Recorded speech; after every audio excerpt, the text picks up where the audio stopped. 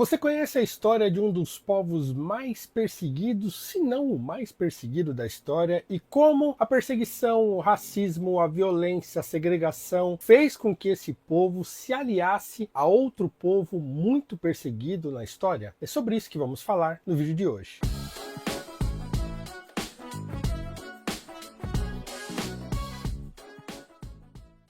Seja bem-vindo ao meu canal no YouTube, eu sou o professor Paulo Cruz e eu quero pedir, se você não é inscrito nesse canal, você se inscreva aqui, clique no sininho para receber as notificações, comenta, compartilha, já deixa o seu like aí porque esse canal está crescendo e para isso eu conto com a sua ajuda. Também quero informar que aqui no primeiro comentário fixado e também na descrição aqui do vídeo tem um link que você vai cair dentro de um número de WhatsApp e ali você vai receber dicas muito valiosas de como você pode fazer uma grana extra usando a sua internet e o seu celular, trabalhando. Não é aposta, não é jogo, não é nada, é trabalhando. Você pode criar, sei lá, uma loja virtual e revender produtos da Shopee, por exemplo. Tem várias coisas que você pode fazer, coisas que cabem ali dentro das suas habilidades, dentro do tempo que você tem. Entra lá, sem compromisso, troca uma ideia lá com os nossos analistas, você vai saber de tudo e pode sair dessa com um bom dinheiro. Vem que a gente está te esperando. Também quero dizer que na descrição do vídeo tem o link para a compra do meu primeiro livro, tá aqui ó, Teologia e Imaginação Moral na Trilogia Cósmica de C.S. Lewis. O C.S. Lewis, que é o autor das Crônicas de Nárnia, ele escreveu uma trilogia de ficção científica em que ele faz críticas teológicas e morais, né, e filosóficas ao chamado cientificismo, né? Aquela ideia de que a ciência vai resolver todos os problemas da humanidade, tá? Então é uma discussão bem atual. O livro está muito legal, muito bem escrito e fundamentado, modéstia à parte, né? Mas está assim. Eu tenho certeza que você vai gostar, então clica aqui e adquira o seu. Muito bem, quem é o povo mais perseguido da história ou um dos povos mais perseguidos da história e como esse povo ajudou um outro povo perseguido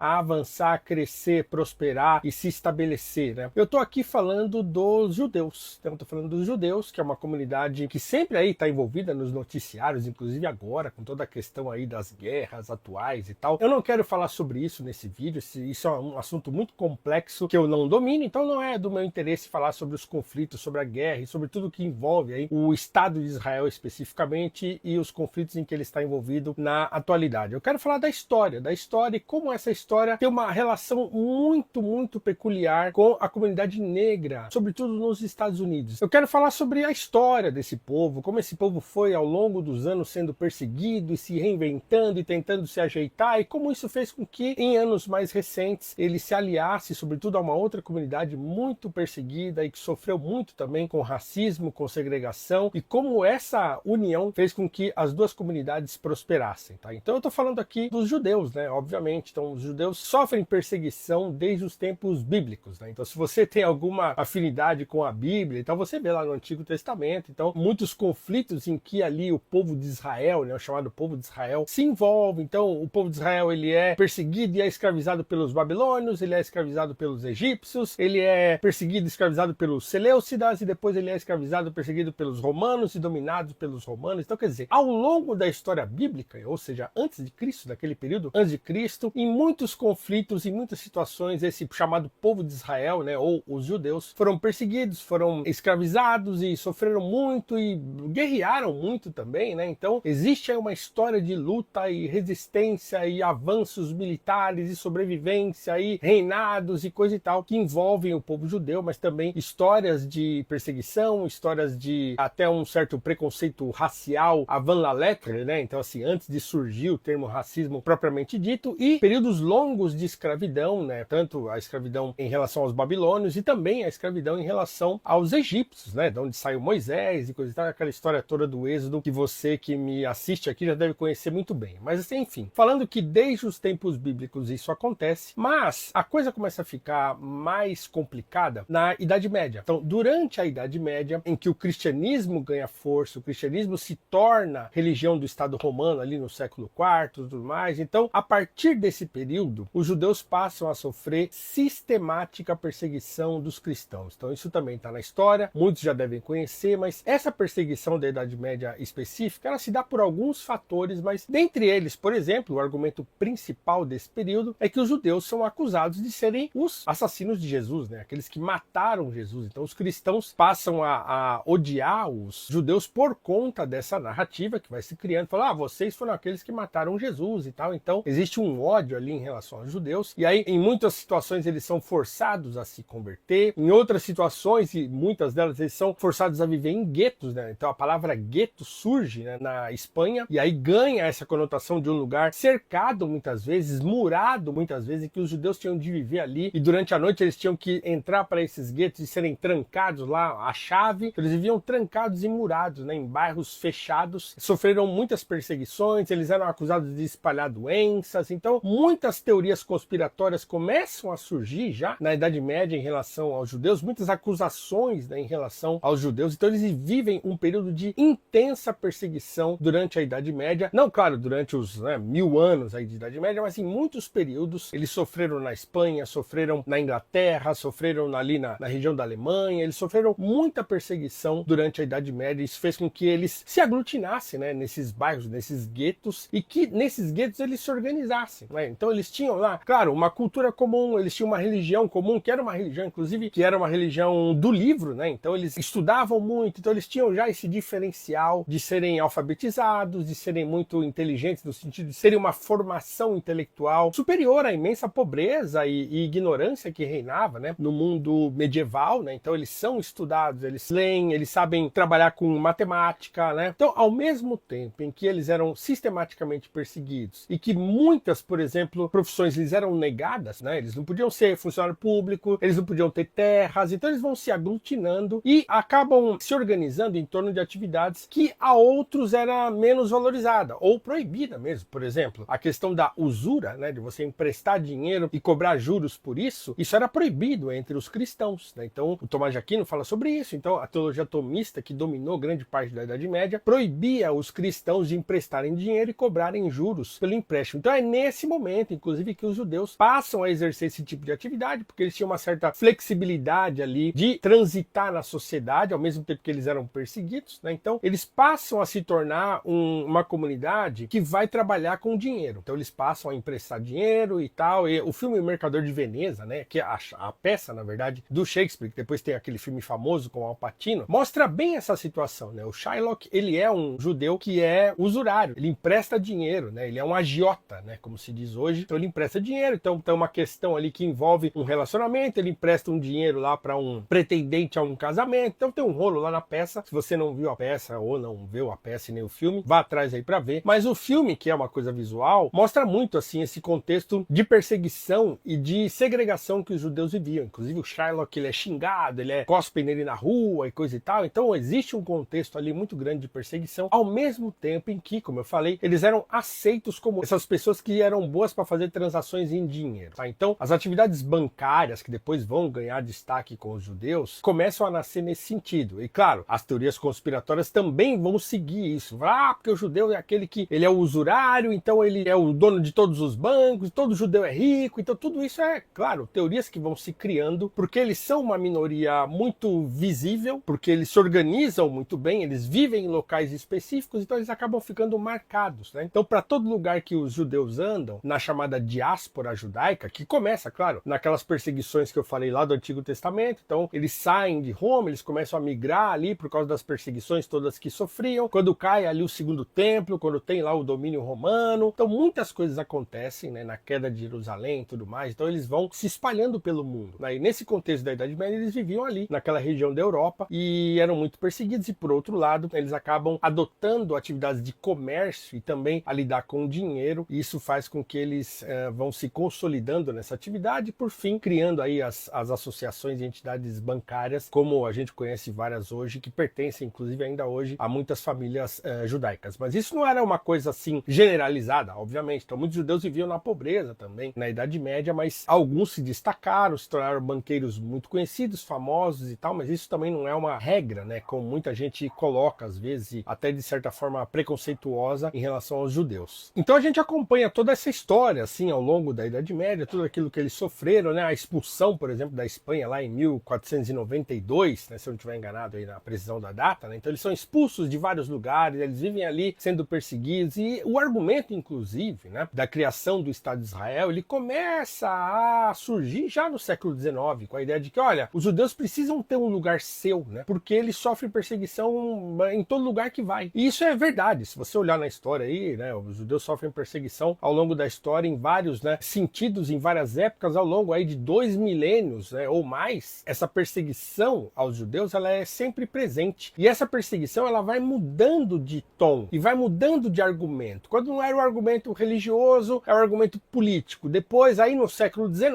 onde a gente vai entrar agora, entra o argumento racial. Então, o argumento racial de que os judeus eram um povo específico e um povo degenerado, que vai desembocar, inclusive, no século XX, no Holocausto, na Segunda Guerra, e toda aquela, né, a ideologia nazista e tudo mais, surge no século XX, mas já no século XIX, com o caso Dreyfus, né, eu não quero falar sobre isso aqui, mas existe aí um chamado caso Dreyfus, que você pode aí procurar para saber, que é um oficial que era judeu, que é acusado de traição, e toda uma discussão ali se levanta. Depois as teorias conspiratórias, né, com aquele livro infame, se eu não me engano foi feito pelos russos, né, chamado Os Protocolos dos Sábios de Sião, né, que fala como se os judeus tivessem uma grande conspiração para dominar o mundo, tal. Então tudo isso começa ali no final do século XIX, avança pelo século XX. Existem os chamados pogroms russos também, que foi uma intensa perseguição violentíssima que os judeus sofreram no Império Russo, e também são obrigados muitos a fugir, e muitos, milhares, né, são mortos ali ou naquela região da Rússia, né? Então, nos chamados pogroms, que são as perseguições ali, a violência e os assassinatos que eles sofreram ali. Então, quer dizer, tudo vai acontecendo com eles ao longo da história. Isso também faz com que eles vão se fortalecendo enquanto comunidade. Então, eles são muito unidos, eles se fortalecem em torno da religião, eles são muito estudados, eles lidam bem com números, eles lidam bem com o texto, porque, claro, eles vêm de uma religião que lida muito com o texto, a questão da Torá, né, dos livros da Bíblia e tal. Então, eles lidam com isso a vida toda. Então, eles acabam se aglutinando, se juntando, se unindo e se fortalecendo enquanto uma comunidade que vive em diáspora e que vive sendo perseguida. E até a criação do Estado de Israel, já no século XX, depois da Segunda Guerra, tal, no contexto histórico que eu não quero entrar aqui também. Mas o fato é que, ao longo de toda a história, os judeus vão sendo perseguidos e vão resistindo, e vão sobrevivendo, e vão se organizando, e vão se reorganizando, e aí vão conseguindo se destacar, inclusive por conta dessa união, né? Por conta dessa cultura comum, por conta desse fortalecimento que eles fazem entre si. Então não tem nada conspiratório, não tem nada racial envolvido, é só uma comunidade que, por conta das perseguições que sofreu ao longo da história, ela conseguiu se organizar. E se organizando, ela conseguiu avançar, prosperar, e aí estudar muito, e aí tem grandes gênios da humanidade que são judeus e tal. Por quê? Porque, obviamente, a circunstância de perseguição foi propícia a eles também para que eles se organizassem, se aglutinassem e prosperassem aí nas sociedades, mesmo sofrendo perseguições, tá? Então, diante disso tudo, acontece um outro fenômeno que é um fenômeno importante aqui, digamos assim, no contexto em que eu trago esse vídeo para vocês, e na verdade eu pensei no vídeo por causa disso também, e sobretudo por causa disso, é que ao longo do século XX, né, quando os judeus começam a chegar ali nos Estados Unidos, eles começam a perceber a intensa perseguição que os negros sofrem nos Estados Unidos desde o final da escravidão. Então, tirando a escravidão, obviamente, que era um contexto já de servidão e perseguição, mas depois, no final da escravidão, criam-se lá as leis Jim Crow, cria-se a Ku Klux Klan e toda aquela perseguição e segregação racial que os negros americanos sofrem nos Estados Unidos. É claro que também é uma ligação anterior, que é uma ligação muito atrelada ao conceito de perseguição de Israel e a libertação de Israel lá da escravidão do Egito. Então, na escravidão americana, isso foi muito forte, né? Então, os negros escravizados ali nos Estados Unidos, eles se sentem como um novo Israel, porque os Estados Unidos sofrem ali uma colonização que é protestante. Então, os negros escravizados lá e os escravos americanos, eles adotam o protestantismo como religião. Eu falei um pouco disso no vídeo anterior ali, que eu falo sobre o Frederick Douglass, né? Então, eles adotam o cristianismo protestante como religião e se veem também como uma espécie de novo Israel, que também sofre perseguição e que também terá a sua libertação promulgada pelo Senhor, por Deus mesmo, né? Então, esse contexto histórico e religioso vai acompanhar os negros americanos até hoje, né? Você tem lá grandes igrejas negras, a comunidade negra evangélica americana é absurdamente gigantesca, isso todo mundo sabe, né? A música gospel, o Negro Spiritual, né? Que são as músicas que dão origem a quase tudo que existe de música nos Estados Unidos, vem do Negro Spiritual, o rock, o blues, o jazz, tudo vem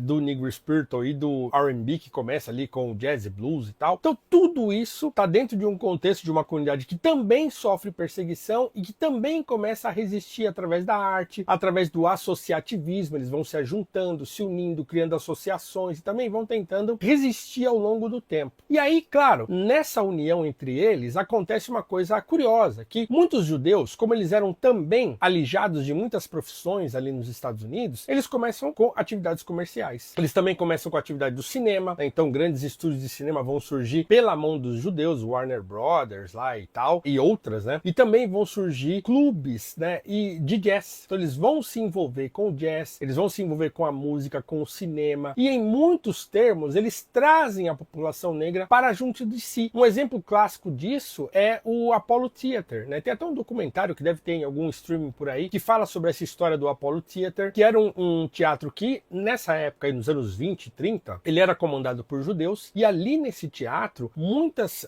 figuras grandiosas da comunidade negra, da música e tal, surgem ali, né? A Aretha Franklin, né? A Ella Fitzgerald surge ali, ganha acho que um concurso musical, eles tinham lá um concurso de calouros lá, então muitos artistas negros se apresentam no Apollo Theater, eles abrem o Apollo Theater, que é no Harlem, né? Existe até hoje, para a comunidade negra, então ali eles se sentem acolhidos, porque naqueles clubes de jazz dos anos 20 e 30, eles eram majoritariamente frequentados por brancos, então as bandas negras lá, os grupos de jazz negros e tal, tipo do Duke Ellington, por exemplo, tocava para plateias majoritariamente brancas, ou quando não, todas brancas, né? O Cotton Club lá, aqueles clubes todos que vão surgindo, eles eram frequentados por brancos. E o Apollo Theater abre para a população negra, e aí ali grandes talentos são revelados. Grandes gravadoras que surgem, a gente tem o exemplo do Clive Davis, né, que é da Arista, e que foi aquele que descobriu aí, né, ou que lançou a Whitney Houston, por exemplo, e muitos artistas de hip hop, de R&B, né? Então quem quer saber mais, tem também um documentário sobre o Clive Davis, estava no Netflix, não sei se ainda está lá, mas dá para também saber a história dele nesse documentário muito interessante, inclusive, sobre a vida do Clive Davis. Então eles passam a investir mesmo na comunidade negra através da arte, né? Cinema, música, teatro, muitas coisas ali são fomentadas e bancadas por judeus. O renascimento do Harlem, que foi um movimento que aconteceu assim longo de cultura dentro da comunidade negra americana, ali com o surgimento de grandes artistas, poetas como Langston Hughes, né? Escritoras como a Zora Neale Hurston e tantos outros escritores e artistas que surgem ali, músicos como a própria Billie Holiday e tantos outros, surgem ali nesse contexto do renascimento do Harlem, e também, né, em teatros e casas de show que são bancadas por judeus. Então existe uma ligação muito, muito, muito próxima da comunidade judaica com a comunidade negra nos Estados Unidos, porque eles enxergavam entre eles a perseguição, então eles viam um no outro esse aspecto de resistência, de sofrer perseguições e tentar resistir, tentar prosperar junto. Isso vai desembocar, obviamente, no movimento pelos direitos civis nos anos 1960. E aí eles tiveram um envolvimento muito intenso, junto com Martin Luther King, e inclusive sob críticas do Malcolm X, que ele falava que os liberais brancos, que eram os judeus brancos que apoiavam a causa dos direitos civis, né, eles manipulavam o Martin Luther King, então tem uma discussão aí a esse respeito, mas o fato é que eles participaram ativamente disso. Eu vi um documentário, acho que tem uns 2 ou 3 anos atrás, e infelizmente ele não chegou no Brasil, não tem nenhum streaming, chamado Shared Legacies, né, que em português aqui eu fui assistir, inclusive na Hebraica aqui em São Paulo. Se você que é judeu aí, que está assistindo esse vídeo, tiver como